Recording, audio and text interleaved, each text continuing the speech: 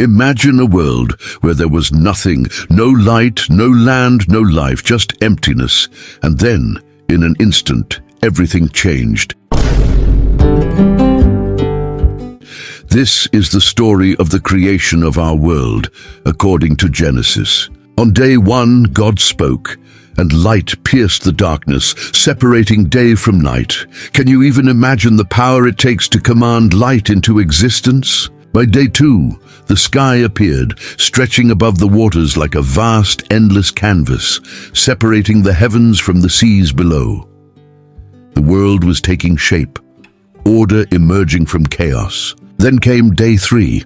Dry land rose from the oceans, and the earth sprouted plants, trees, and life in every form, a living, breathing planet ready to flourish. Day 4 lit up the heavens, the sun to rule the day, the moon to govern the night, and stars to guide every season. The universe wasn't just created, it was perfectly designed. By day 5, the seas teemed with fish, the skies filled with birds, all blessed to multiply and thrive. And then, on day 6, the land itself came alive. Animals roamed freely, and finally humanity was created in God's own image, given the incredible gift of dominion over the earth. And on day 7, God rested, not because he needed to, but because the work was complete, perfect, and holy.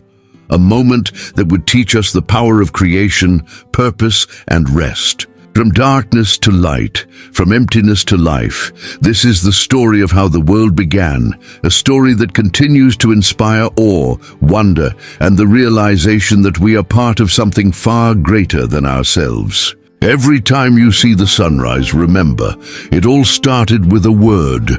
Like, share, and subscribe if this gave you chills, because the story of creation is just the beginning.